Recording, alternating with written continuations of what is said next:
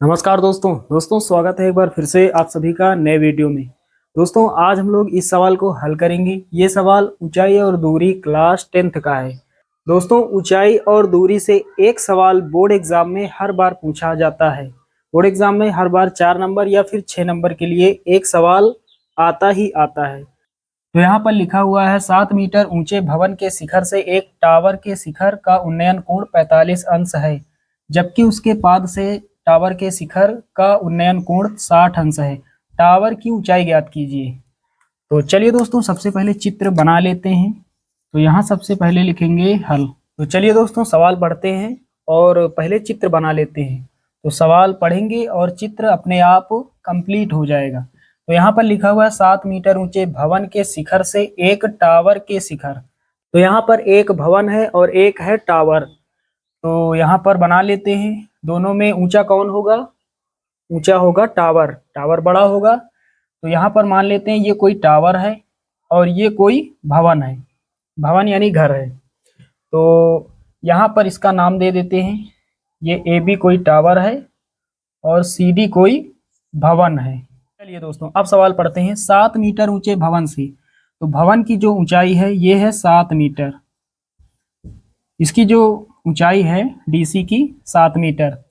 7 metre ऊंचे भवन के शिखर से, ये भवन का शिखर है और ये भवन का पाद है। पाद बिंदु अर्थात नीचे ये, और ये शिखर बिंदु है। तो 7 मीटर ऊंचे भवन के शिखर से एक टावर के शिखर, तो टावर का शिखर ये हुआ। टावर के शिखर का उन्नयन कोण, भवन के शिखर से टावर के शिखर का उन्नयन कोण, दोनों को मिला देते हैं इस तरह से। यहाँ पर जो उन्नयन कोण बन रहा है वो है 45 अंश। तो यहाँ आधार रेखा बना देते हैं।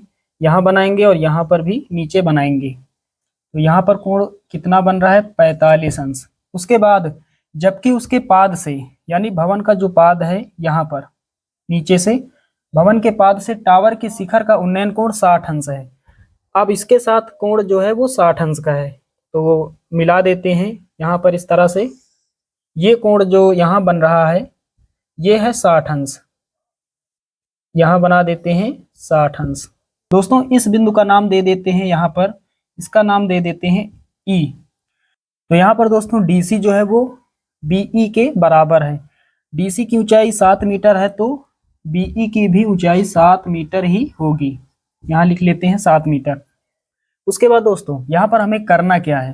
टावर की ऊंचाई ज्ञात कीजिए। तो दोस्तों ए बी कोई टावर है, इसकी हमें ऊंचाई ज्ञात करनी है। ये ऊंचाई पता है 7 मीटर है।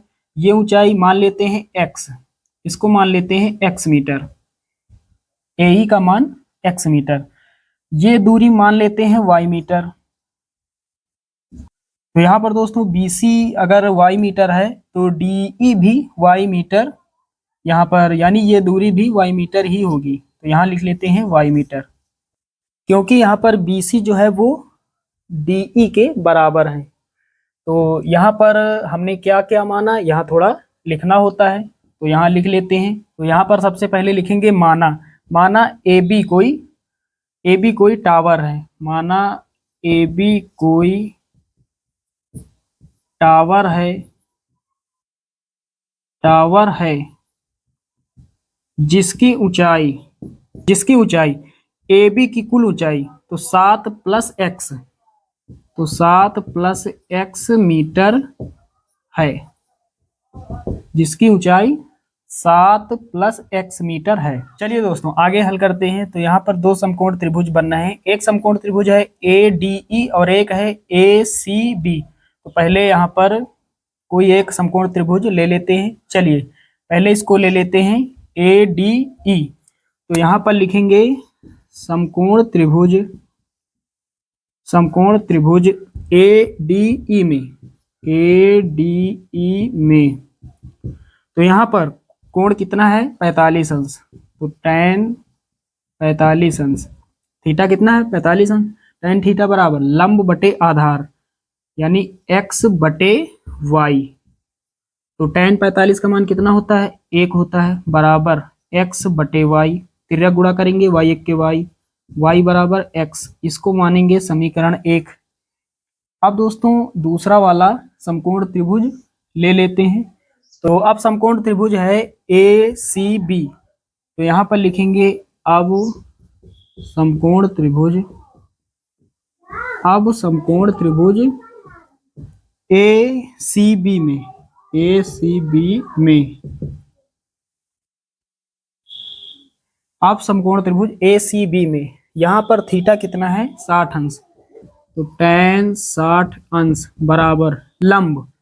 तो कुल ऊंचाई लंब का मान यानी AB का मान, AB का मान कितना है 7 + x, तो 7 + x और बटे में आधार, लंब बटे आधार होता है, आधार का मान कितना y, tan 60 का मान √3 होता है बराबर 7 + x बटे में y का गुणा करेंगे तो कितना हो जाएगा y√3 बराबर 7 + x। दोस्तों यहाँ पर हम y का मान रख सकते हैं क्योंकि समीकरण 1 जो है वो y के बराबर है, यानी y बराबर x है, y के स्थान पर हम x लिख सकते हैं यहाँ पर। तो यहाँ पर लिखेंगे x√3 बराबर 7 + x।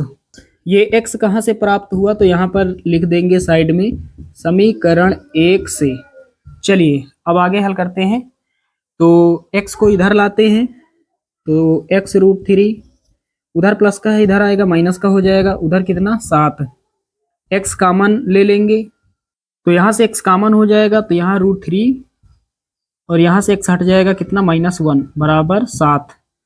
अब यहाँ x बराबर, ये इधर गुणा कर रहा है इधर भाग करेगा, 7 के बटे में हो जाएगा √3 - 1। तो साथियों हमने यहाँ पर x का मान निकाल लिया है, x का मान हमें प्राप्त हुआ है 7 बटे √3 - 1 मीटर। तो साथियों यहाँ पर x का मान हमने निकाल लिया है। अब हम टावर की ऊंचाई आराम से निकाल सकते हैं। तो यहाँ पर लिखेंगे अतः टावर की ऊंचाई, अतः टावर की ऊंचाई, अतः नहीं लिखेंगे इसलिए लिखेंगे, इसलिए टावर की ऊंचाई, इसलिए टावर की ऊंचाई बराबर, टावर की ऊंचाई हमने यहाँ पर मानी है 7 + x, माना ये भी कोई टावर है जिसकी ऊंचाई 7 + x है, तो 7 + x। तो यहाँ पर हल कर लेंगे, 7 लिखेंगे प्लस x का मान कितना 7 बटे में √3 - 1। अब दोस्तों आगे हल करेंगे, 7 यहाँ है 7 यहाँ, 7 कॉमन ले लेंगे तो यहाँ 1 बचेगा, प्लस लगाएंगे यहाँ ऊपर 1 बचेगा, नीचे √3 - 1। चलिए अब आगे हल कर लेते हैं यहाँ, तो बराबर लगाएंगे 7 लिखेंगे, तिर्यक गुणा कर लेते हैं, नीचे 1 मान लेते हैं, √3 - 1, √3 - 1 प्लस का 1 और नीचे √3 - 1 1 के √3 - 1। आप सभी लोग जानते हैं भिन्न का जोड़ कैसे किया जाता है, इस तरह से तिर्यक गुणा किया जाता है। अब यहाँ माइनस का 1 प्लस का 1 कट जाएगा, तो 7 √3 और नीचे कितना √3 - 1, √3 - 1 और यहाँ लिखेंगे मीटर। तो दोस्तों यहाँ पर टावर की कुल ऊंचाई कितनी होगी 7 √3 बटे √3 - 1, ये फाइनल आंसर हो जाएगा। यहाँ पर हमें √3 का मान नहीं रखना है। यदि सवाल में दिया जाता कि √3 बराबर 1.732 तब हमें वहाँ पर रखना होता है, यही हमारा फाइनल आंसर हो जाएगा। तो साथियों उम्मीद करता हूँ कि ये सवाल आप सभी लोग अच्छे से समझ गए होंगे। चलिए दोस्तों मिलते हैं अगले वीडियो में, तब तक के लिए जय हिंद।